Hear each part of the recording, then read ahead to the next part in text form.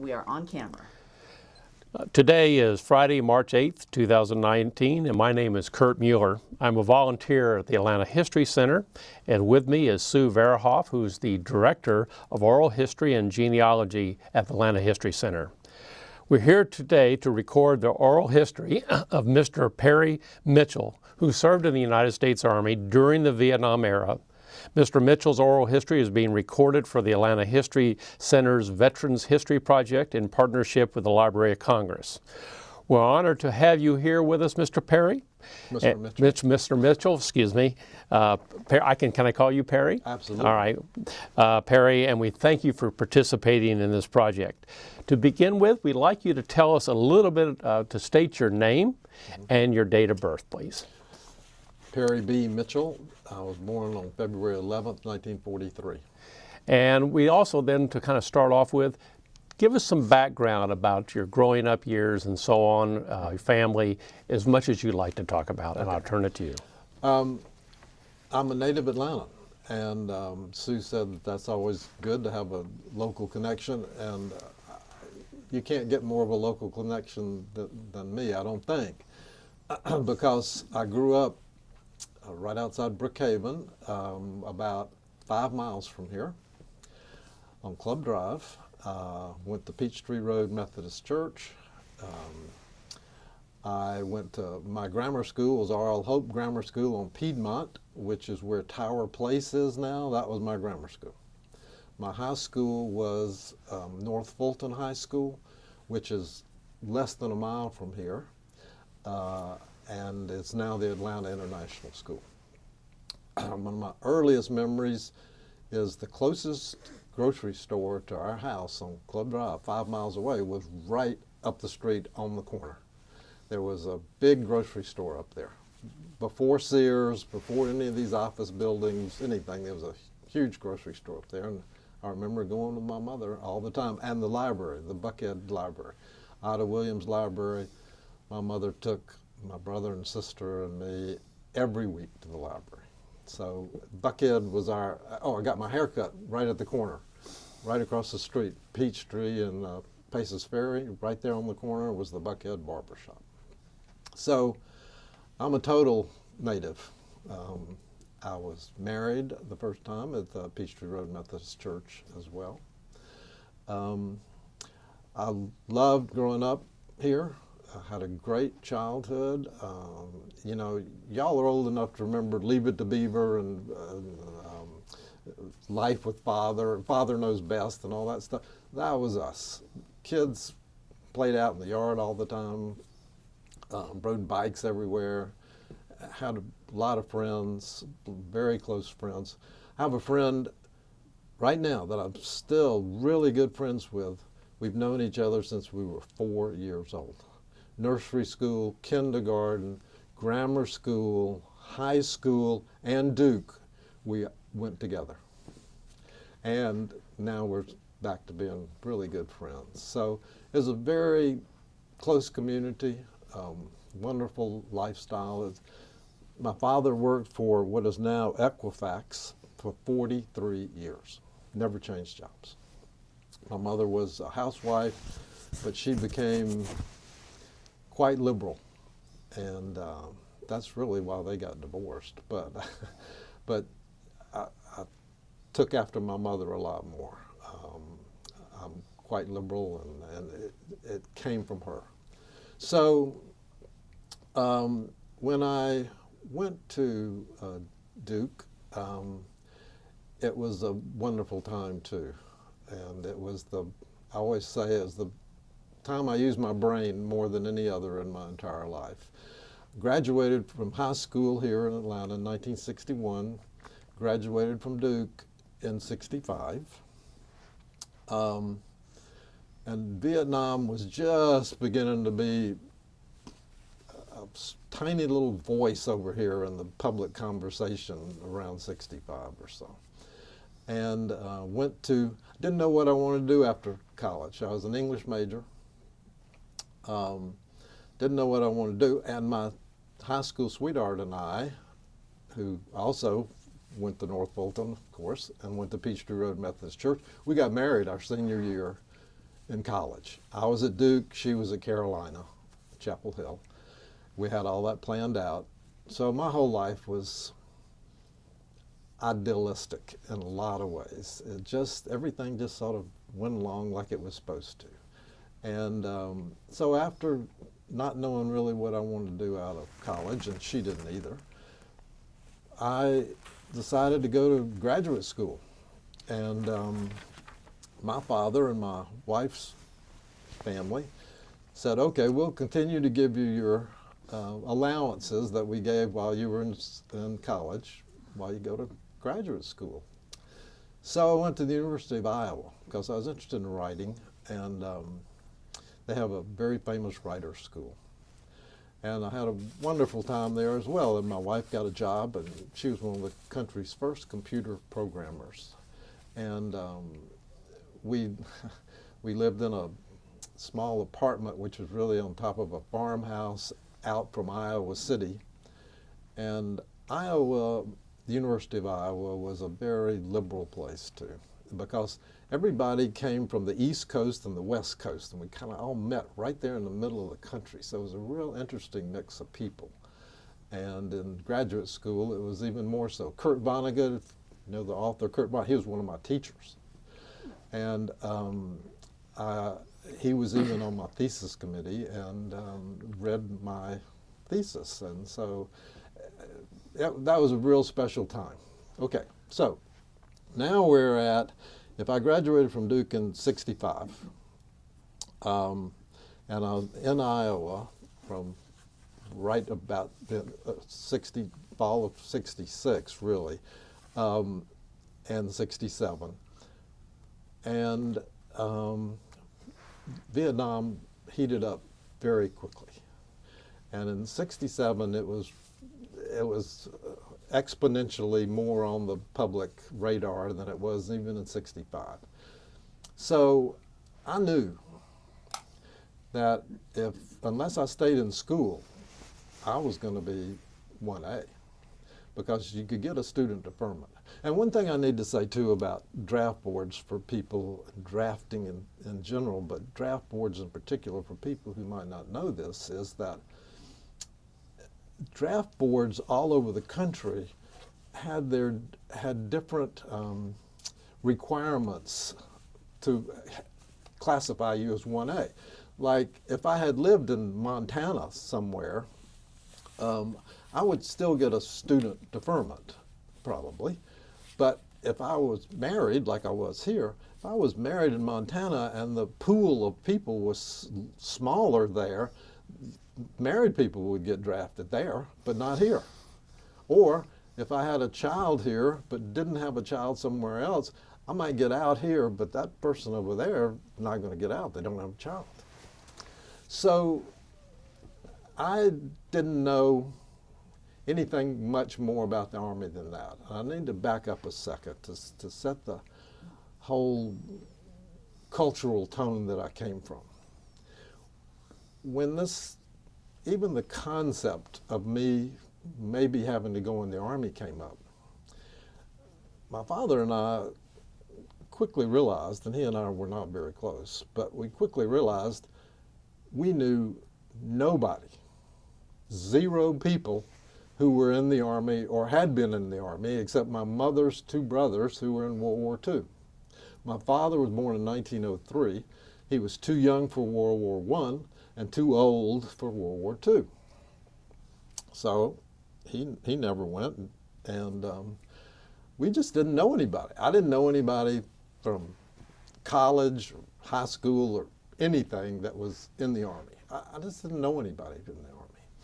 And the Army, to us, was just this other cultural component over here. And then here we were, just living our lives and being upper middle class white people, having a good time, playing tennis, whatever, going swimming in the summer and vacations. And then here's all these Army people over here. And we just didn't know about them. There was just no interaction. So when it came time, When my master's was about up, I was about to get it, I said to myself, I don't think I can go on and get my doctorate and be a college professor. I just, at the same time the war was heating up, you know that hippiedom was all over the place. Everything was breaking out. I remember going to Davison's to buy the Beatles' Sgt. Pepper's Lonely Heart Club Band in my first job. We just walked right over there and bought that record. So I was in heaven because I was liberal by nature, and then here comes all this hippie stuff. And as we all know, hippie ethos was very anti-war. What was one of the most famous sayings of the hippie day? Make love, not war. So when being at Iowa and knowing that I didn't want to go on into a doctorate, I knew that I would be exposing myself, but I still just couldn't stand the thought of being a young English college professor, English literature, because it seemed like I was being divorced from all the cool stuff that was happening in society, with all the music and all the young people, and everything was just exploding for the boomers. I'm 3 years older. They say the boomers are from 46 to 64 years.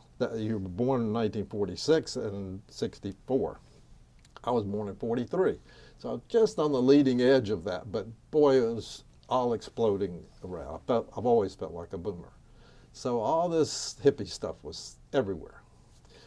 And I wanted to get out and experience that. I did not want to be a college professor and be somewhere in Ohio in some tiny little school making no money and stuck away teaching Shakespeare. I wanted to be out. And Mad Men, you know the TV show Mad Men? That was me. Because when I decided not to get a doctorate, I thought, well, what do I want to do? And advertising seemed fun and creative and unbusinesslike. I quickly learned that advertising is the least businesslike business there is in the world, in my opinion. It's a crazy business, still is. But back then it was very, very appealing to me. So I made up a pathetic little portfolio, which is you just write up some made up ads and radio spots and stuff like that. So I did that and had this little portfolio, and talked to some friends here in Atlanta, and my father did know a couple of people in advertising, and my sister did. So came back to Atlanta, my wife and I came back here, and unbelievably, with no experience, I got offered 3 jobs at ad agencies in Atlanta. And I took the one at the biggest agency in Atlanta. Tucker Wayne was its name. It was down at Peachtree Center, the first building of Peachtree Center. And I started work there in 1967. Young copywriter. They didn't even have an office for me. I had an old manual typewriter, and it was in the agency media library. But man, did I have a great time. 20 people in the creative department. So much fun. Learned so much about advertising and wrote ads for everything from Trust Company Bank to Atlantic Coast Railroad to the Chamber of Commerce. I was having a great time. And then I get the draft notice of, hey, come down here and let's have your physical and see what's going to happen. So I go down there. And where you go is, you know, the old Sears building on Ponce de Leon, which is now Ponce City Market, this super hip place, right next to that. I mean, there was just a wall between the two, was something called AFES. I don't know everything in the Army's acronym, of course. I forget what it stands for, but that's where you went for your physical. So I went down there, nothing wrong, come home, a week later, I get my draft notice, 1A. But that's just the notice. You're not called up. That's just, you're classified. You can be called up. The other very salient fact here for me was that the 1967 was the 67, 68 was the last years that they drafted the oldest first. You could be drafted from the time you were 18 till you were 25. Well, in Atlanta at least, and I think nationwide, but Atlanta for sure, they were drafting the oldest first. So in fact, I know it was nationwide because when I got in the Army, a lot of my friends in the Army were almost as old as me or exactly as old as me. So, and part of that was because they had really ramped up the whole draft system and the pools were getting smaller and smaller. Because by the time you're, back then especially, by the time you're 25, you're probably married, right? And you probably got kids. So the people who were 25 who weren't married and or didn't have kids, that pool was prime picking grounds. And then they changed the very next year after I was drafted. They went back the other way and took the youngest first. And then like a year or two after that came the infamous lottery system. So, a nationwide lottery system. But that was all post me. When I got my notice and I was 25 years old, I got classified as 1A. And thought, oh boy, this is not good. But my charmed life that I had been living all up until then came to play in that my wife got pregnant at exactly the right time. Great. She's pregnant, I get a deferment. Fabulous. Boy, did I escape that bullet. We all felt great. She and I, my friends, none of them, some of them just flunked the physical, others just were from somewhere else and weren't in our draft board. So I still didn't know anybody who was really being drafted or anything. I still had no contact with anybody in the Army. But now I didn't have to worry about it. My wife's pregnant, great. Go back to work, having a good time. Get a call at work after 3 months of her being pregnant, she'd had a miscarriage. Very common, as we know, for first-time pregnancies. She was fine. Doctor said, yeah, you can have kids still, of course, but, no problem. So I didn't tell the draft board. As far as they knew, my wife was pregnant. And one of the only efficient things I ever saw the Army do was, at the end of 9 months, they said, where's the baby? Sent me a notice to say, okay, you got to show us this baby certificate. And I said, well, I'm sorry. My wife had a miscarriage. And so they said, oh, okay.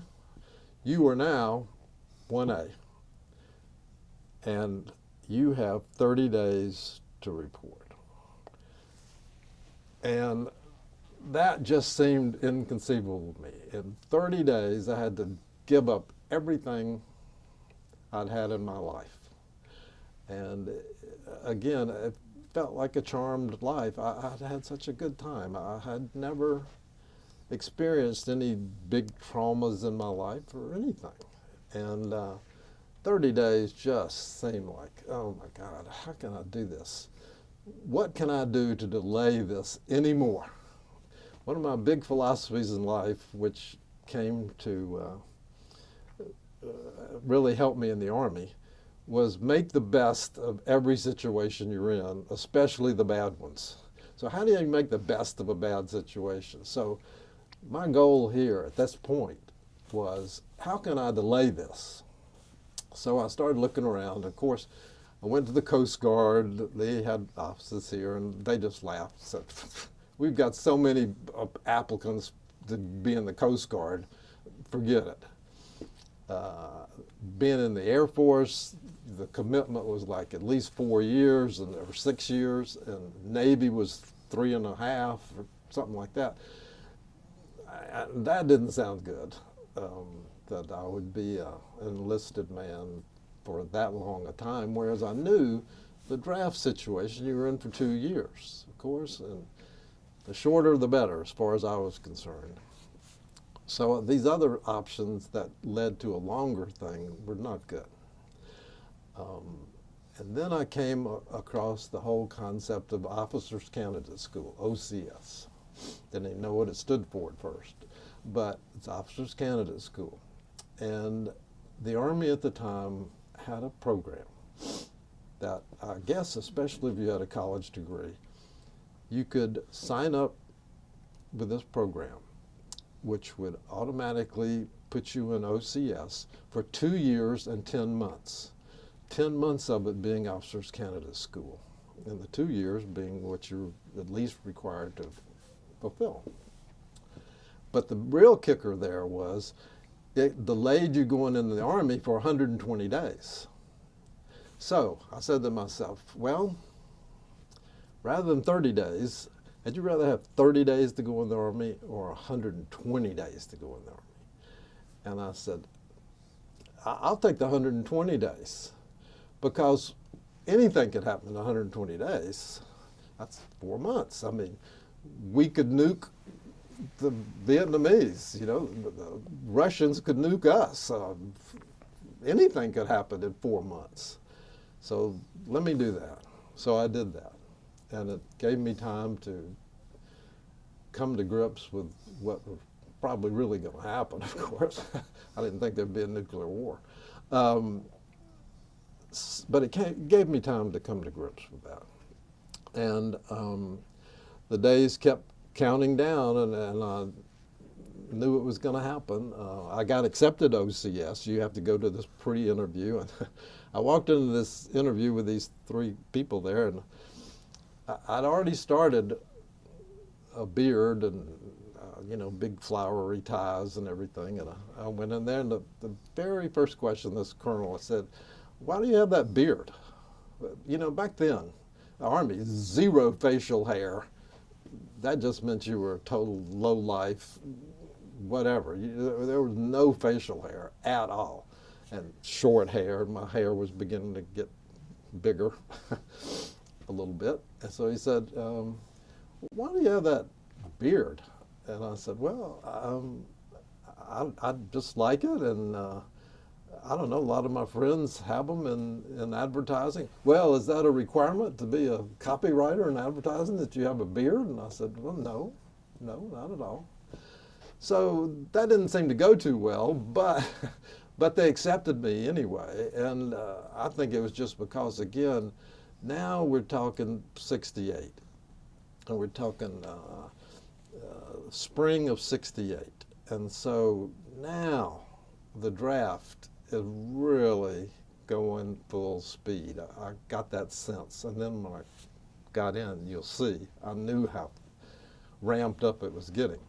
So now I knew that I had these 4 months. I got as much prepared for that as I could, but the day finally came. And my wife, this whole story is filled with all kinds of coincidences and fortuitous and unfortuitous events. The unfortuitous event here is, of course, after I signed the papers for being in the Army. And you're considered in the Army, although you haven't got a uniform yet, but you're committed. It's a legal document. You have committed yourself to 2 years and 10 months in the Army. About 2 weeks after I signed those papers, my wife found out she was pregnant again. And there's no going back. There's no going back to the draft board and said, hey, now give me another chance here. We're pregnant again. No, too bad. So that was pretty bad timing. But it wasn't her fault, it wasn't my fault, it wasn't anybody's fault. It's just what happened. So now I'm going in the Army. My wife's pregnant. The day I go in, you have to report at 7 o'clock in the morning, of course, down there right next to the Sears building. My wife's crying and can't even drive the car. So her sister, I drive down there, but her sister comes with us to say goodbye. And it was a very emotional time for all of us, but especially for her, I think, my wife. We had been high school sweethearts, went steady in high school, got married our college year, so we'd been together 12 years by this point, dating and everything. And so it was traumatic for both of us. And I remember getting out of the car and not walking across the street there at Ponce de Leon until they turned the corner and left. And I just kind of waved, and that was it. I walked in the door, and my first day in the Army did not end until 4 o'clock a.m. the next morning. So from 7 o'clock this morning to 4 o'clock the next morning before I got a bed and could lay down for 3 hours. That was my first day in the Army, because I go in here in Atlanta and I get sent to Fort Dix on an airplane, of course, but I was by myself. Nobody else went up there then, because that's where all the guys who were going to go to OCS went for basic training, and AIT, as they call it, Advanced Infantry Training, was Fort Dix. Never been to Philadelphia, never heard of Fort Dix, really. So I get there, getting this, bus thing, get to the base, and it's just like I'm not going to go through everything that happens there, the intake, but you don't know what's going on. It's in the middle of the night. It's raining. They send you to this building, and you have to go down this line, and they give you these clothes, socks, 6 pair of socks. What's your waist? Here's your underwear. Here's your pants. Here's your boots. What size boots? Blah, blah, blah. And then you have to go get your bedding, and they stuff all this stuff in a duffel bag, and you're tired, and people are just yelling, hey, keep coming, keep coming, keep coming. And finally get a bed and get to sleep, and for 3 hours, like I say. But before that, we go to the mess hall, and they're saying, this was about 2:30 in the morning. They say, we're just switching over from dinner to breakfast, so you get your choice. Do you want, cube steak and onions, or do you want a bowl of cereal and a muffin or something? So you could have either one. So okay. So you lay down exhaustedly, and then 3 hours later, a drill sergeant is yelling at you to get up and get out and get in formation and start doing stuff. It was totally traumatic to me. I had never experienced anything like that. I'd had ROTC in high school and just treated it like a joke. All students had to take it at the time, and it wasn't anything, So, but again, this was just a volcano in my lifestyle. Just had been nothing ever approaching this. And I need to say also, I felt like a total loser being drafted, because I still feel like, although I signed up for this 2 years and 10 months, I was being drafted. I would have never done this on my own, just gone and enlisted in the Army. I would not have done it. If it had been World War II, I sure hope I would have. I expected I would have, even World War I. But I didn't believe in Vietnam. I didn't, we can argue politics forever, but I didn't think that was the way to stop communism. I didn't know what this country was or what it was about, but it was not anything that I believed the United States should be doing. So, so I wouldn't have been there. And I felt like I was a loser because none of my friends were getting drafted. Somehow something went wrong for me, and it was a depressing thought, and I was depressed, very depressed at being there. But by the same token, you're just swept up and swept along with this whole group of people that everybody's doing the same thing. You're getting your clothes, you're eating, you're whatever. And so you just, you make the best of a bad situation. And my other thought at the time was keep your head down, don't cause any trouble, and just go along with the flow. So that's what I tried to do. At Fort Dix, though, I could tell how ramped up everything was. Everything was crowded. There were guys everywhere. Everywhere you went for your eye exam or your shots or whatever, you were waiting in line 2 or 3 hours. But the funniest one of all was getting your head shaved.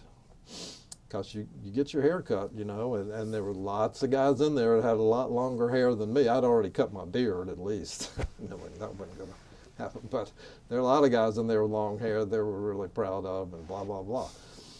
But you walked in this barber shop and there were 8 barbers all in a row. And the ironic thing was you had to pay $1 for your haircut. I don't know what happened if you said you didn't have $1, but you look over there at these barbers' drawers, and they were stuffed with $1 bills. And of course, it took them maybe a minute to go, and you were done. You're out. And you bald. I looked terrible. I still had some acne. I was 6'2", weighed 150 pounds, pretty thin. I wasn't in bad physical shape, but I didn't have any real stamina either. I played tennis and, you know, just goofed around played some basketball and stuff like that, but I wasn't in great physical shape. So get your hair cut, then you're put in platoons and you have your own drill sergeant and you start doing marching formations and PT, physical exercise. And I was not very good at that because, again, the stamina just wasn't there. But I got along okay. And I was still quite depressed. And I had KP duty, which is the worst thing in the world. You get up at 3:45 in the morning. You're in the mess hall at 4:30 at the latest, and you're there until 7 o'clock at night. And you're either, I remember one of the jobs was milk machine. I ran the milk machine for 15 hours. You were on duty 15 hours, and the whole thing with the milk machine was there were 2 whites and 1 chocolate, and you just had to keep them full. And between meals, you had to clean that machine, and this is when the first tricks came into play for making the best of a bad situation. Between the meals, it doesn't take 4 hours to clean a milk machine. But you tried to look like it took 4 hours to clean a milk machine, because if you didn't, they would find you something else to do, which would be doing out the grease trap, which is the worst job, or helping with the pots and pans. So you tried to stay as busy looking as you could. So I did stuff like that. After about 3 weeks, and making very few friends, but just keeping my head down, doing what they said. I never did anything wrong. We had we had a guy come. This is we'd only been in the Army 3 weeks. We had a full colonel or somebody like that come and speak to our company, which was about 130 guys. And he came as outside, and we were all in formation, and he came and just said, you know, there's a lot of guys here in this company who've signed up for OCS, and it's the greatest thing in the world, and if anybody here does not want to give 110,000% to being in the OCS, I want to know it right now. Raise your hand. So, unbeknownst to him, I had found that there was a loophole in this 2 years and 10 months deal. And that loophole was, if you dropped out of OCS before you got there, that whole 10 months went away. So you only had to serve 2 years at that point. Now, there were several other things I found out once I got in the Army about all this OCS stuff, and the main one being, if you went to OCS in 1968, there was a 99% chance you would be a second lieutenant in the infantry, and there was a 100% chance you'd be sent to Vietnam. And what was the highest rate of death among officers in Vietnam? It was a second lieutenant in the infantry. So I weighed all that stuff in my head, and I had done that before we got to this formation because I was so miserable. But when we got to that formation and that guy said this rah-rah stuff, and he said, I want to know right now if you don't want to be in OCS, I raised my hand. And I was the only person that raised my hand. And there was just silence. And I don't know where I was. I wasn't in the front or anything, but I knew all these guys were looking at me, and this colonel was just dumbstruck. And so I kept my hand raised, and then I looked around, and about one more hand went up, and then another hand went up, and another hand went up, and about, I would say, 15 guys raised their hands. That was the bravest thing I ever did in the Army. And it was the smartest thing I ever did in the Army. The luckiest thing I ever did in the Army. I don't know what kind of officer I would have been, but I think I would have been an okay officer, but my whole mindset, my whole culture was not Army focused.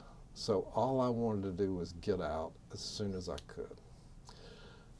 So these 15 guys and I bonded.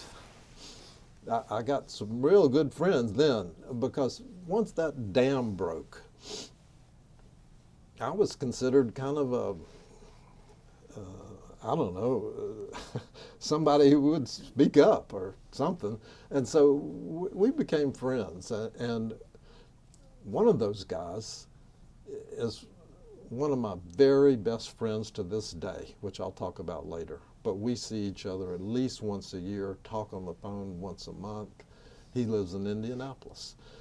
Okay, so these 15 guys say we want to drop out of OCS before we get there. We have to sign the paperwork. We go ahead, of course, and finish basic training. And before we get out of basic training, I need to say that I did everything I could to make basic training as easy as possible. Like one day there was a 10-mile hike or whatever it was, but if you signed up to learn how to drive a deuce and a half, that's a 2.5-ton truck, you got out of that hike. Well, I could already drive a stick shift, of course. I loved cars as a kid and everything. So I signed up for that and didn't have to go on the hike. Great. I was just learning how to drive this truck, and there there was no pressure that I had to join the motor pool or anything like that. They just wanted to have as many drivers, people qualified as they could. So that worked great. A second ploy I pulled didn't work quite as well.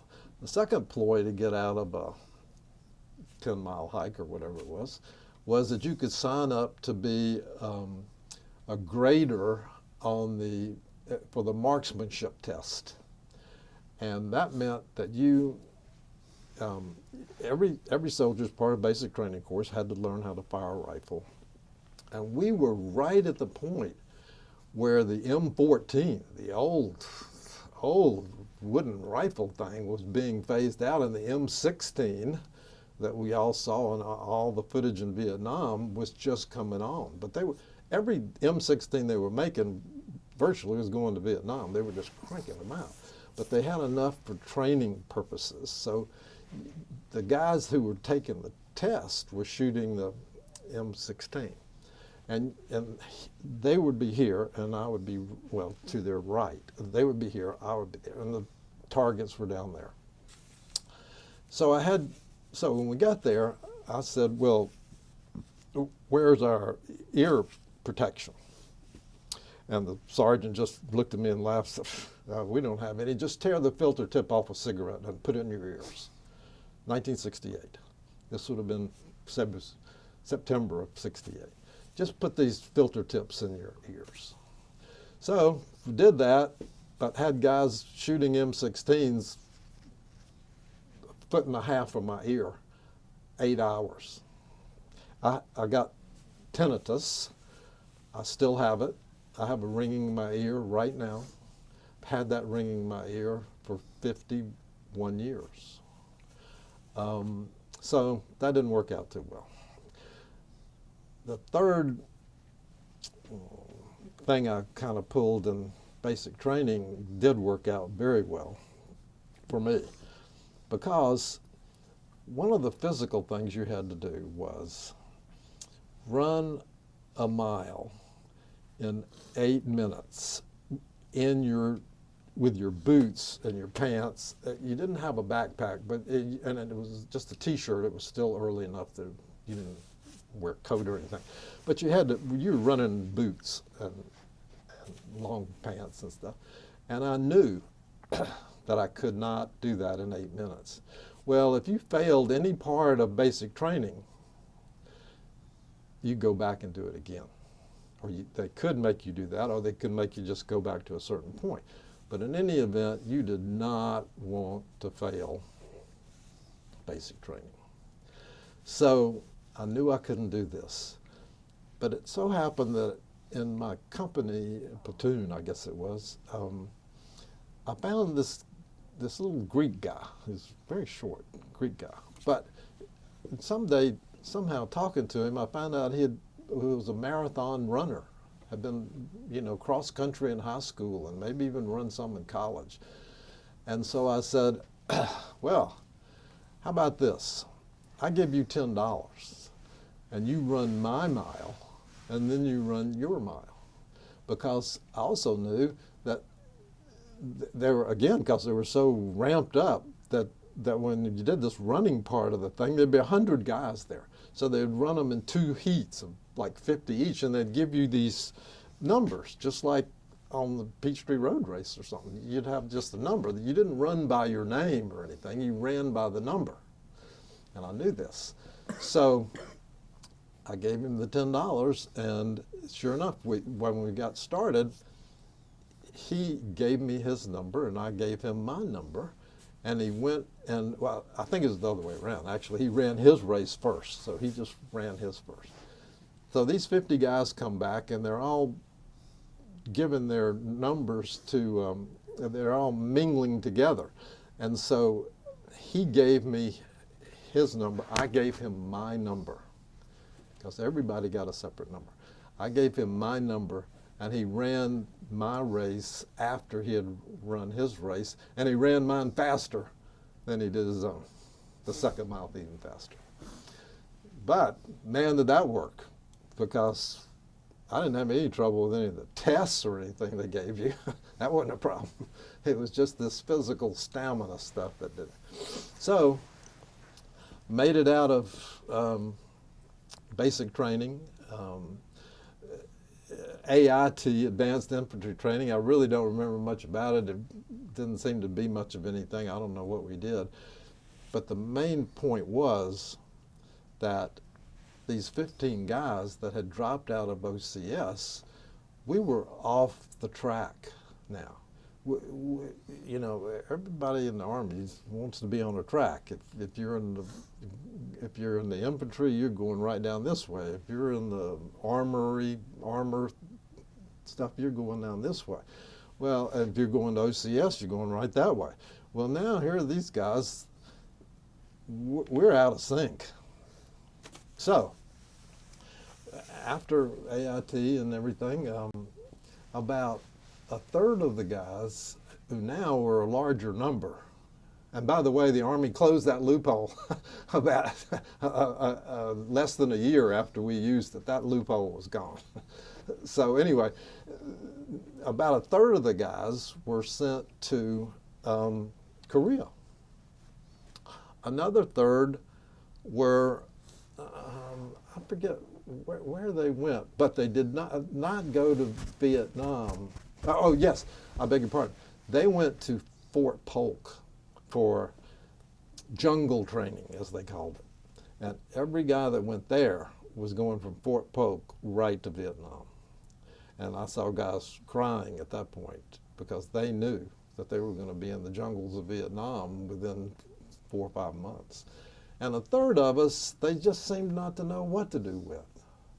So I got sent to Fort Bliss, Texas, to learn how to shoot. Y'all know what bazookas are, these things you put on your shoulder. We were there to learn how to shoot a Redeye Missile, it was called. And this missile was a very clever idea. It was literally a bazooka that you held on your shoulder. It only had a 2-pound explosive device in it that just shot out of this thing. Well, the clever part was it was a heat-seeking missile, and it went right to the plane's engine. In other words, you weren't trying to blow a hole in the plane. That wouldn't, 2 pounds wouldn't do necessarily too much. But this thing was going right to the plane's engine. And when it blew up the engine, the plane was coming down. So that was cool. Except the Army, I won't blame them totally for this, because jets were becoming more and more used all the time. And the Redeye Missile, it turns out, couldn't catch a jet. So when we were taking this course, the only thing a Redeye Missile could shoot down was a helicopter or an observation plane. These small observation planes that the enemy might use. Very few of them were used. But it was sort of a totally offbeat program. And, but I had a great time out there. I had a few friends there, not too many, but there was no more drilling. There was no more sergeants yelling at you or anything. And El Paso, Texas, where it was, is a pretty place. I'd never been west of the Mississippi, so it was pretty out there. And some friends of mine, you know, you'd have Sundays were the best day in the Army because you didn't have to do anything. So we hiked up in these mountains that were over there, and I must have seen The Graduate. The movie The Graduate had just come out, and I must have seen The Graduate 10 times because I could walk to town, ride a bus, or walk into town and late in the afternoon and watch this movie. And so it was cool. It was a lot of fun. The thing that the Army was worried about the most, however, is if you really ever did get to shoot this thing in some sort of combat, that you would shoot down an American plane. So all our classroom work was identifying silhouettes of planes. and there had as many American planes in there as any kind of enemy, Russian or Chinese planes that they could have. And you had to pass those tests before you got out of there. But I did well on that. I did well enough and of course they put you on a bus and took you out in the white sands, the desert out there, to practice shooting these things. But they weren't letting you shoot a real 2-pound thing and shoot down a plane. You were aiming, and it was kind of an infrared thing that you could see on, or your instructor could see if you were really going to hit this heat-seeking thing would work. And I did well on that, and all these generals came at the end of our course, and I was one of the people that got to actually shoot a real thing, but you were not, again, not shooting at a plane, you were shooting at a parachute thing that simulated the heat of a plane engine. And I hit it, and great, everybody was real happy, blah, blah. So that was fun. And I think I was there about 3 months. But then that's over. And so then what do? They didn't know. So I found myself in Kentucky at the name of the base, Fort Campbell, Kentucky. Fort Campbell, Kentucky. And again, I show up with about 10 other guys, none of them who I knew. At this point, everything is getting shaken around. My friends that I had made from this bonding time of dropping out of the OCS, the ones that got sent to Korea were the ones that were really my best friends. So I had been writing to them, and they were writing me back, and I knew where they were in Korea, and so that was nice to have that contact, which is going to play a very important part here in just a minute. So we were in touch. So now, all of a sudden, I'm in Fort Campbell, Kentucky, at midnight, standing in the office, in the intake facility there, and this sergeant who was working overnight went down the line and asked people, how many years of education have you had? And we all looked at each other like, okay, what's he asking us that for? Well, he got to me, and I said 18. And he said, no, you stupid. Not how old you are. How many years of education have you had? And I said, well, Sergeant, I'm 25 years old, and I have a master's degree in English, so I've had 18 years of education. And he just looked at me like, okay. Can you type? That's the only question he asked me. Can you type? I said, yeah, I can type about 30 words a minute. And he said, sit down, you're a clerk. Boom, I was a clerk. No more hint of infantry, guns, anything. I was a clerk. Man, was I happy to be a clerk. I didn't care where I was a clerk. I was a clerk. So I sat down there, and and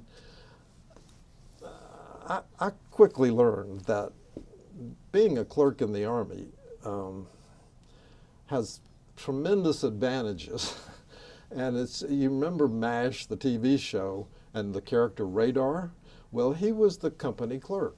And a lot of the episodes revolved around him because he kind of ran the place. You know, he knew everything, where everything was and what was going on and blah, blah, blah. So clerks in general, that's what they did.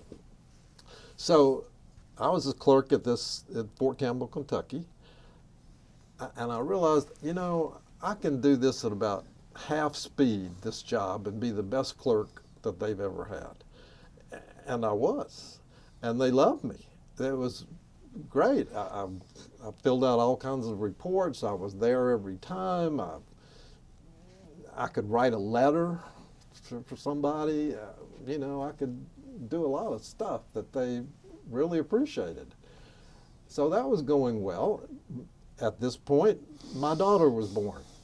Hey, I went into the Army in June of '68. My wife was pregnant. My daughter was born on December the 11th, 1968. So I'm at Fort Campbell, Kentucky. Fabulous. There in Atlanta, I also found out that I can live off the base if I'm married and have a child. I go and rent a house for $80 a month, cinder block house. I'm not in the Army anymore. I'm over here in this house and I'm reporting to a job. That's the way it seemed after being around the Army. I was so relieved to be away for a while. And my wife and the baby came up. We were having a good time. It was a very basic house, but we were making it fine. And they had been there about a month, and my wife had an appendicitis attack. And so she had to go to the hospital instantly. And here I am with a 3-month-old child, didn't know anything, and her mother was down in Atlanta. Luckily, my sergeant, who liked me so much, his wife took the baby and kept her, and so I was able to get to the hospital with my wife, blah, blah, blah. Everything's fine. Everything was fine. But my wife's mother drove right up there and just got them and took them right back to Atlanta. There wasn't any more staying with me. And at the same time, really right at the same kind of week or two difference, my sergeant came to me and he said, well, your name is on this levy. And a levy is a huge list of soldiers who are being reassigned. And it's got your next assignment on this list. And my assignment from Fort Dix was Korea. And I said, oh boy, Korea. And he said, yeah, I know. He said, I can get you off this list. I said, great, man, that's really nice of you, thanks. Because he was an administrator himself, even though a sergeant, but he knew all the guys. And said, I can get you off this list. And I said, great. And he said, well, that's the good news. The bad news is I can't do it again. And there's going to be another levy. And 80% of the people on these levies were going to Vietnam. So what do you want to do? You want to get off now and take your chance that the next one you'll be going to Vietnam as a clerk, but still you're going to be in Vietnam. So I talked it over with my wife, and we decided that I should go to Korea. And I wanted to go because I had these buddies over there.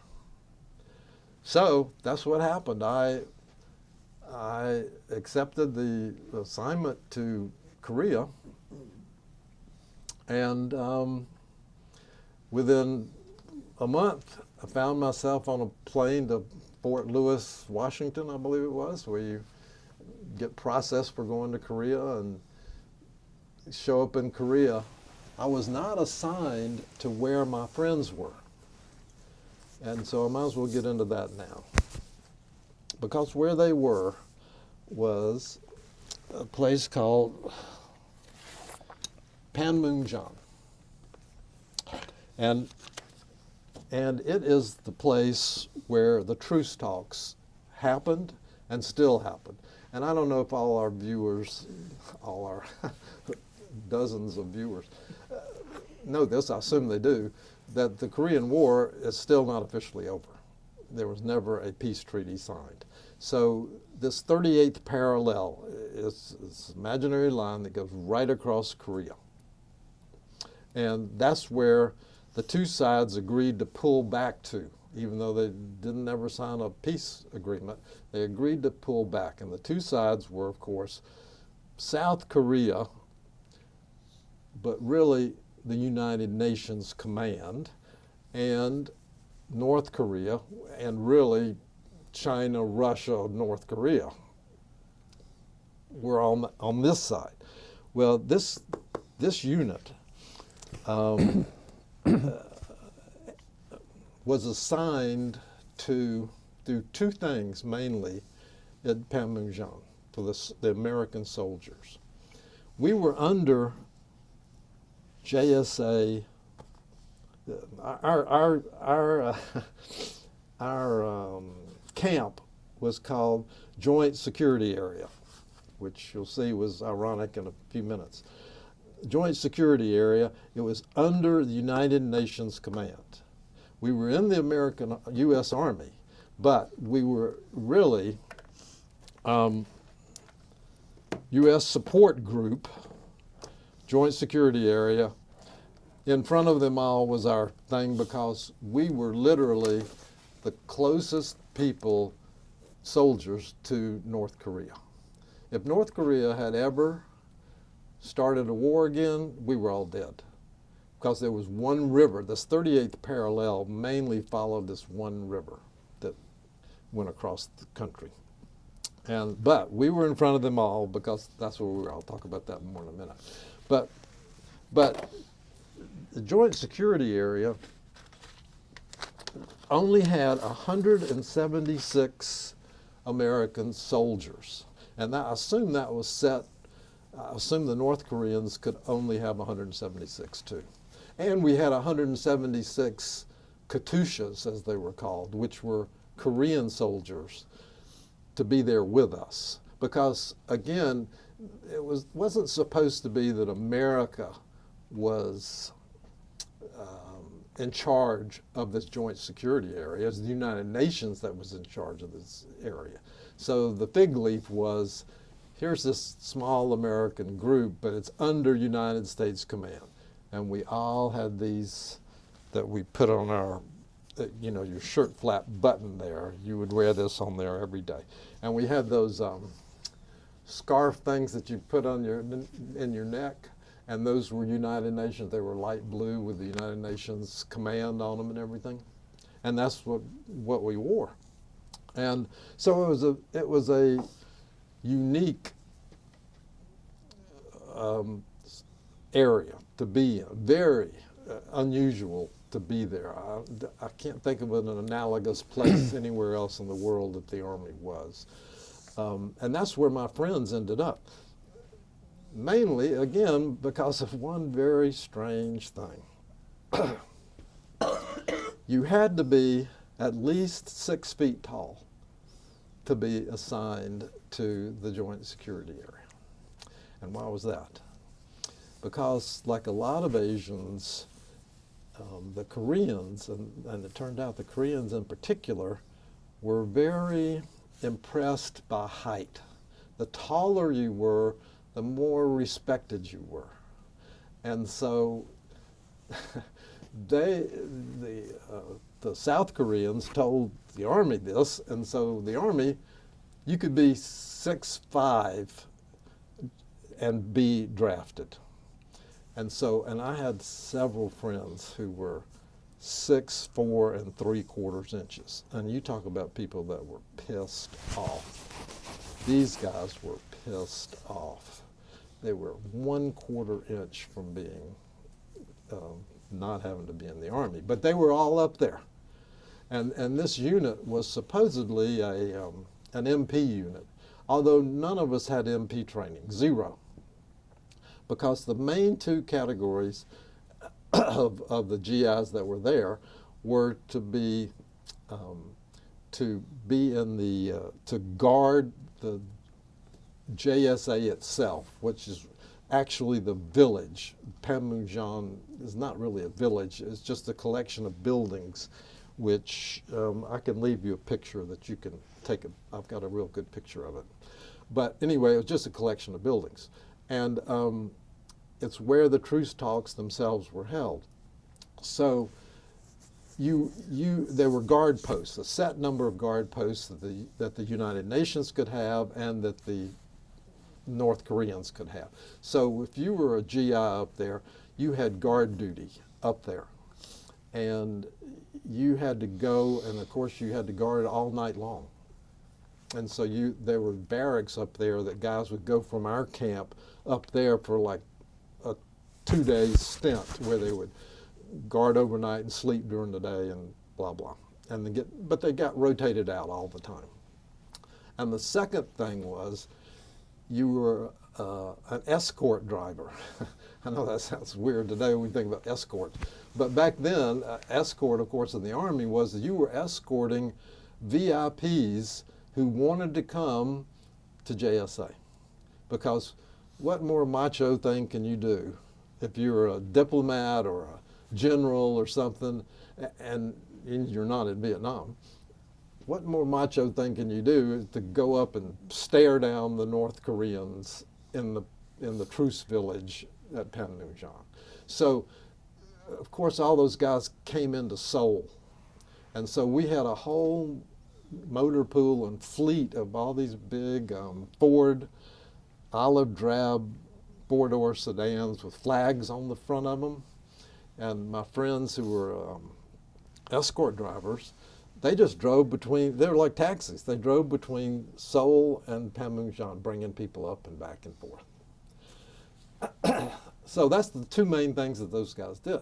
Well, but of course there was a company, the guys that were there, the 176 guys, were in one company, and as I remember, and platoons and stuff like that. But then there was also a battalion superstructure over above the company level. And so that situation was described to me by all my friends that in these letters. So I knew, and they all said, man, we're having a pretty good time over here. Because they said things that just sounded unbelievable. They said, you know, we have a swimming pool, and we have tennis courts, and we have a library, and we have a movie theater. And why did they have these things? Well, they had them because the VIPs would stay up there sometimes. So they wanted to treat these people as well as possible. So, yeah, there we go. So they wanted to treat these people as well as possible. So there were all these amenities up there that were just totally unheard of. And by the way, this was still considered a hazardous duty assignment. So we got hazard duty pay because there were infantry units around us, basically just guarding the border too. But every now and then there would be North Korean squads that would try to come through, and there would be firefights. And there only, I never saw anything closer to combat than tracer bullets at night. Sometimes would go flying over our camp, and they turn different colors and stuff. It's kind of cool, and it didn't happen a lot, but it was there, but it was hazardous duty. But 99% of the time where we were, there was nothing like that. So anyway, I get off the plane in Seoul, and I'm assigned to a totally different unit back away from Panmunjom. But I had told my friends that, and my friends, one of them was the company clerk now. My best friend was the company clerk. And it just so happened that the battalion clerk's time was up and he was leaving. So my friend told his company commander about me. And the company commander, and my friend made me sound good enough that the company commander talked to the battalion commander, the lieutenant colonel. And so I was at this other place, and I said, and they kept trying to assign me to something, and I said, I don't think I would do that. I don't think I'm going to be here that long. And sure enough, 2 days, it took 2 days before my colonel talked to their colonel, and they made some kind of deal, and I got sent to JSA. And that was the second best thing that ever happened to me in the Army. It was a wonderful place. It was a wonderful place, all things considered. Talking about making the best of a bad situation. It was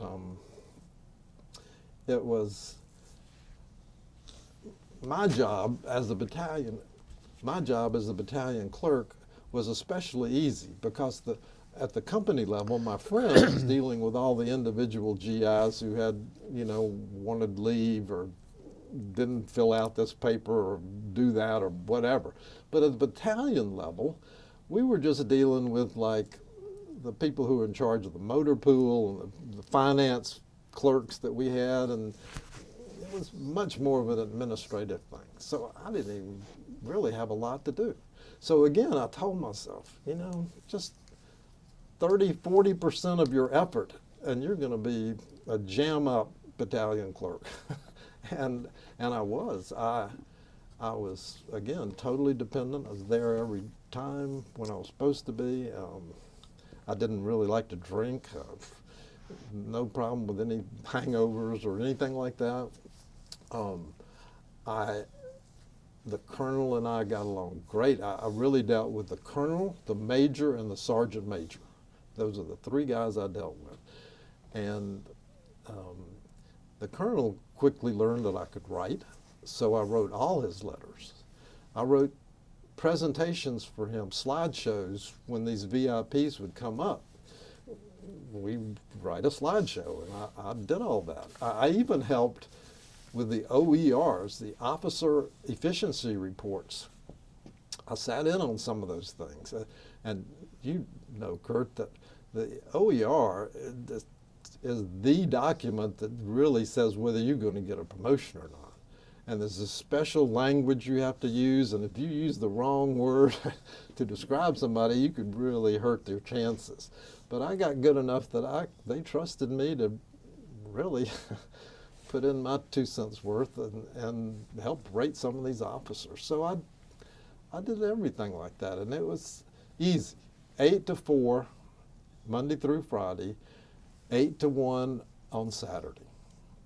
It was 2 minutes from my hooch, as we call it, where I lived, which I want to get into. And we're getting towards the end of the, You're fine. 11:45. You're fine. I'm fine. Okay, so I think we might be here another 45 minutes though. So, oh right, okay.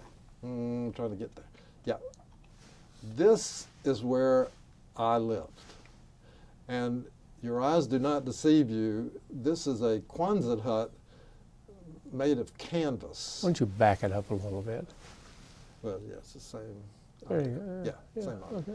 Okay. This is a canvas Quonset hut with a wood floor. These are 2 little windows in the front and a door, and 2 windows in the back like that. And it was a double layered canvas thing because it gets cold in Korea during the winter. And the heat in this hooch that I lived in was a oil barrel, and it was oil fuel heat. So it was very basic in there, but there was only 2 people in there. It's not a big place, so there was a single bed on either side, and then you had a place for your clothes and blah blah. But it's real small.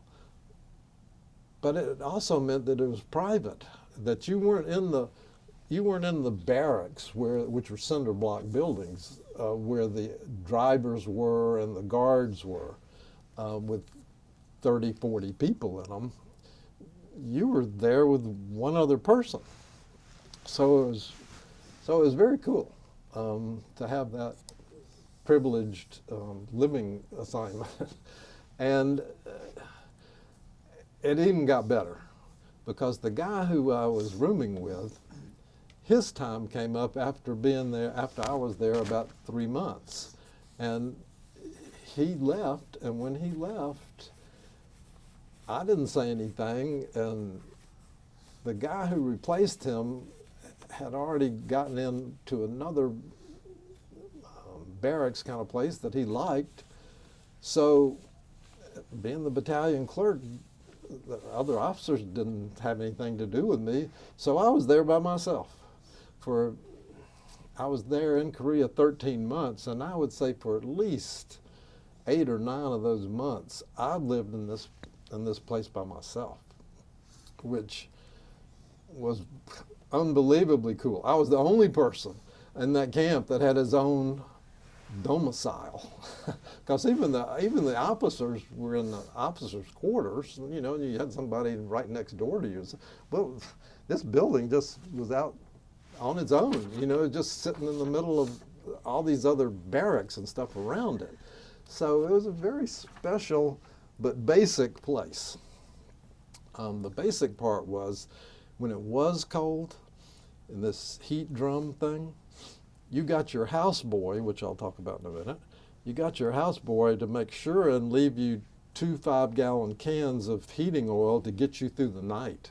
Because when that heat ran out in the actual heater that went up a stovepipe right through the top of the Quonset hut, when that went out, it got really cold in there, and then you would have to get one of these cans and walk outside and go, I don't know, 100 yards or whatever it was to this filling station kind of a thing. You did not want to run out of heat during the night. But that brings me to houseboys. Everybody had a houseboy. And so I never made my bed. I didn't even pick up my clothes. I didn't have to straighten anything, and we didn't really have inspections, but just to keep the place neat, you had a houseboy. You paid, I don't know, $10 a week maybe or something for this, and you had no KP, because no GI did KP because we paid Koreans to do it. Everybody got assessed about $7 a month, and then all the Koreans fixed all the food. You didn't have to do anything. So here we are. I'm working not too hard from 8 to 4 and 8 to 1 on Saturday, and I had from 4 o'clock to the next morning to do whatever I wanted to. There were no other assignments, and my friends and I just had a lot of time to spend on our own, a lot of time to get to know each other, a lot of time to be bored, and a lot of time to do other stuff, which brings me to marijuana. And this is the statute of limitations I want to talk about a little bit.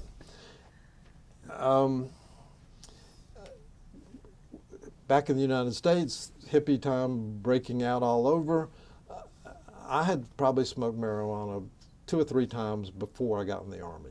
I didn't smoke cigarettes, so I didn't even really know how to inhale. I might have felt stoned 1 time before I got there. But when I got to JSA, it turns out that about a third of the GIs didn't smoke or drink. About a third of them drank only, and about the other third smoked marijuana, or smoked dope as we call it back then, smoked grass, whatever you want to call it. That was what we'd rather do. And the Army was just coming to grips with this scourge of a drug named marijuana. And of course in Vietnam, that was further advanced even than Korea. There was a lot of guys smoking dope in Vietnam, evidently. Kurt, you probably know that a lot better than me, but as an officer, maybe you didn't know too much running into that. But where we were, all the GIs knew who was a smoker and who was a drinker and who was doing nothing. And the Army was just beginning to send CID guys over, Criminal Investigation Division guys. And we, in fact, had some undercover guys in our unit, at least 2. And one of them was a really good friend of ours and was around us all the time when we were smoking dope. And we did not learn until he got out of the Army and wrote us from after he got home to Phoenix, Arizona, where it was, and wrote us and said, I was a criminal investigation guy, but I couldn't turn any of you guys in. I liked you too much. You weren't hurting anybody. I didn't say anything. So we never got, I never saw one person in my 13 months in JSA in Korea get busted for marijuana. Now, where did we get this marijuana? Well, outside the camp and outside of virtually all Army bases within any particular geographic area, there was a place called the Recreation Center. The Army called it the RC. And for us, it was about 30 minutes away by bus, dirt road bus, a little bit of a highway. And you were at this RC, which had a PX, that was the main thing, a big PX. We had a small PX. They had a big PX. They had a big movie theater. I don't know. They had some other stuff that you could do. But what really comprised the recreation center was the Ville, the village. We called it the Ville, which grew up around the recreation center, because that's where all the Koreans opened their stores to sell us records, to sell us furniture that they would hand make. Oh, tailors. I had 4 or 5 suits made. You could read any magazine up at JSA, fashion magazine, and just tear a page out of this cool mod suit, you know, the big lapels and bell bottoms and stuff, and take it down to the village, and they would make you that suit within about a week, and it was $25. Wool suits. I had plaid wool suits, and I've got a picture. Maybe later I could show you. And you could get anything down there, including marijuana. And one of the other ironies of this whole thing was marijuana was not illegal in Korea, because it was considered so downscale and declasse that the only people who smoked marijuana in Korea were old farmers, just guys that just hung out on farms and stuff and just wanted to chill out, you know. So nobody cared. Nobody cared. And so but as soon as the GIs came in there at that time, right there at 68, 69, and 70, and right in there, started asking for this stuff. These mama-sans said, oh yeah, no problem, come back here. So that she'd take you to the back room. She might run a tea shop in the front or a record store or whatever, but she'd say, yeah, come on back here. So we'd go in the back, and you know a number 10 business envelope, the big kind of business envelope, stuffed with marijuana, $1. Now, when I wrote this up, I was writing this, I said, that's not a typo. It was $1 for a big stuffed envelope full of marijuana. So we had all that. It wasn't real good marijuana, by the way. It wasn't particularly strong, but we had so much of it that we never shared a joint. The other weird thing was, it's not weird, it makes sense. You could not buy rolling papers, however, because what do you do with rolling papers?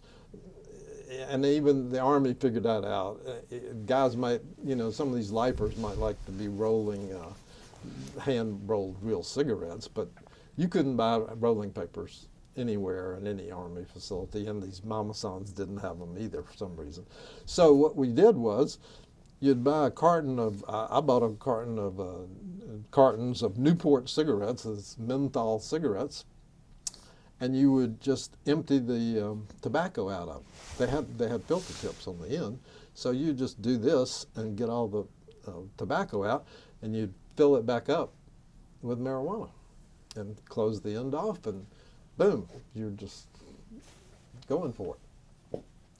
So we smoked, my friends and I smoked every night. I can't think of a night that we wouldn't have smoked.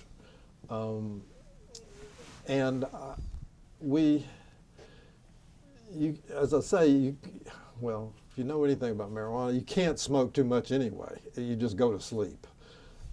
And there, with the stuff that wasn't particularly strong, even that wasn't a problem. So we had a great time, though, and you definitely get high. And we looked at it as a social protest, too. Because if you didn't smoke marijuana, you were at the NCO club, or the General Enlisted Man's Club, drinking. And you were drinking with the lifers, as we call them. the sergeants and the guys who ran the motor pool and all that, and they just drank all the time, and they cussed all the time, and they only talked about war stories, and it just wasn't interesting to us. And we were not those people. We were not going to be in the Army any longer than 2 years. And now over there, we weren't going to be in the Army much longer than a year. So we just didn't want to hang around with them. And you couldn't smoke marijuana there, obviously, they weren't that loose. But we looked at it as separating ourselves from the beast, as we called it, the Army beast. And our favorite place to smoke, actually, was the machine gun bunkers, ironically, that were around our camp. Because there's no shooting going on, there were no machine guns in there. But they were these bunkers that you could see out of, and so you could see who was coming, and they were on the outskirts of camp. And even though the camp had guards that went around, but all those guys knew if they saw anybody in the machine gun bunker, they were in there smoking dope. So, and they didn't care. And an officer might come around every now and then, but very rarely. So we would go in these machine gun bunkers and smoke up and go back to my little hooch. There'd be 4 or 5 of us, and we'd sit around and listen to music. Oh man, loved music.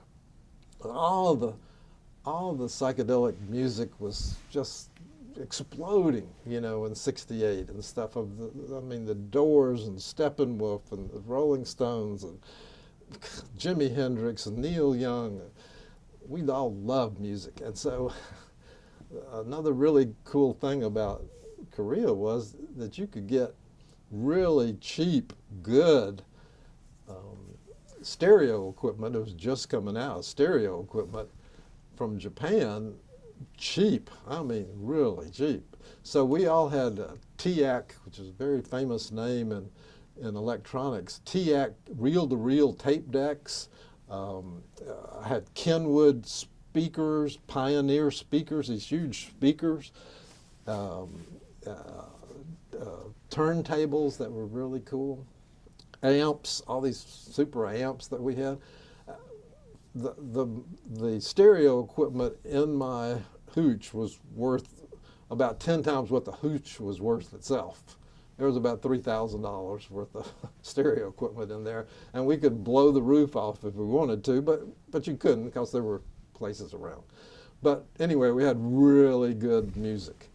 And another really fun thing about the music was every time anybody went home on leave, it was very clear that they were to buy the best, newest, hottest records and bring them back so we could all tape them and make our own mixtapes, so to speak, even back then. And the other thing you did was when you came back with the latest Neil Young album, you took it to the village, and the record shop people there said, "Let me have this brand new record for a week, and I'll give you $20." And we all said, "Great." And so what they did was they took it down to Seoul. They illegally made copies of all these records, and they would give you your master back and your $20.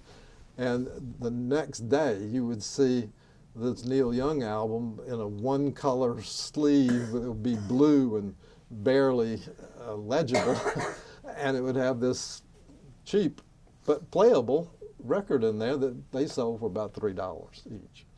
So there was tons of music, and we had all kinds of fun with it. And Led Zeppelin, Whole Lot of Love. We would record it with so much verb it started playing back on itself, and we just goofed around all the time with music. And we would, after work, you know, it's a Wednesday afternoon, nice weather, 4 o'clock in the afternoon, my friends and I'd say, "Well, let's go up and go for a swim before dinner." So we'd go up to this, you know, VIP center, and as long as there's no VIPs there, when they weren't there more than 10% of the time at the most, it was open. He just went swimming. I got pictures of 40, 50 guys just laying around this pool and jumping in the water and having a good, throwing frisbees around, and we had a wonderful time. And then the tennis courts, there were, I think, well, there may have only been one court, but there were guys went home and brought back rackets or something, because there were rackets and tennis balls, and I was a pretty good tennis player, so we played tennis. And then there was the movie theater. And they would have all kinds of movies. I remember seeing, there was a real avant-garde film version of Romeo and Juliet made with Zeffirelli, this Italian director with these young kids. So they would even have strange movies like that. So you go there and watch a movie free.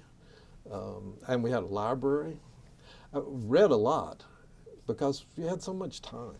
You know, you just had tons of free time. And so I read a lot. The library probably wasn't very good, but somehow, again, guys would bring books back. And so I never remembered really being out of anything to read. I don't remember it being the best stuff to read, but we did that. So when we were so bored that, in fact, I and my best friend did this. The Army didn't do this. We were just bored, and I think we were just sitting around one time and just talking, and I said something like, well, you know, this is kind of like being on a high school campus or something. Maybe we should do a yearbook. And my friend said, oh yeah, let's do a yearbook. So we started working on it, and this was my colonel, Colonel Byrd. Also ironic in that the symbol for a colonel in the Army was an eagle, so you always call them Byrd people, but this is Colonel Byrd. And he got behind it, wrote this letter, and so here are the guys that I really worked for. I told you I worked for the battalion commander, who was Colonel Byrd, the Major Saunier from Louisiana. I forget it. He's the Master Sergeant, and that's me. And in front of them all was our, wrong way. In front of them all was our logo, was our tagline, you know. And so this was right outside this little battalion headquarters, which was another Kwanzaa hut, by the way. So we had that. And we just took pictures of everybody working. That's me at my desk. Can't really see that too well. Yeah, that's me in this lower, no, I'm pointing the wrong way. This hand. Yeah, that's me at my desk. And so it's just like a college or high school yearbook. It's all these guys all these guys that we were friends with. We made up captions to go with funny captions, and these are the platoons and blah, blah, blah. Here's all the officers that we had up there. And then this was headshots of everybody, all the soldiers who were there. I think that's me again. Is that me? Yeah. That's me down here. There you go. That's me down here. And this is my best friend, John Myers, was right there. Mitchell and Myers. That's one reason we got to be friends, just because of the alphabet. Everything in the Army, you always lined up by letter. So I was always pretty close to Myers. So that's just an example of another thing we did. And we sold them. We got guys to give us, I think, $10 each, and then got enough printed that you got your own copy. And since then, some other groups there have done the same thing. So we did that. I am kind of running out of steam here now, but I would maybe like to come back. Is that possible? That is possible. Because I'm about 2/3 of the way through. That is absolutely possible. Okay, well, you be honest and tell me, but.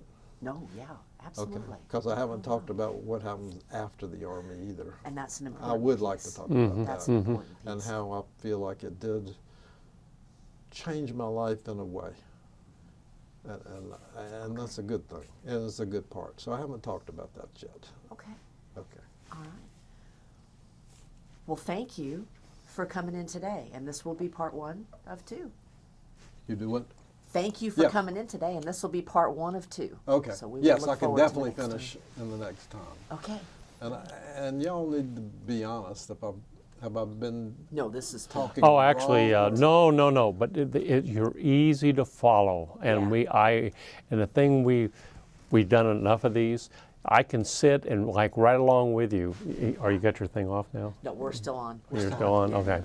Anyway, but you're very easy to follow in the story, and you can, and like so many stories, I can put myself with you sitting in the story, and I can picture things. The way you speak, it comes across as painting a picture, as I would call it, Thank you. or like a movie, and you're Because sitting I've in. worked on that.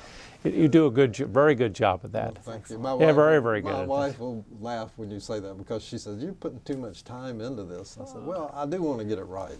Oh, absolutely. No, it's So, it's as best as I it's can. real, and like I say, it's extremely easy to follow. Okay. Sometimes interviews, the guys will. Yeah, I try not to go. Yes, Yeah. I've left out several sideline stories already. Yeah, well, I know, Yeah, but you need to. You need to leave them out. Very good. All right. We've Well, thank enjoyed you. it. All right. Okay, Thanks. okay. Thank you.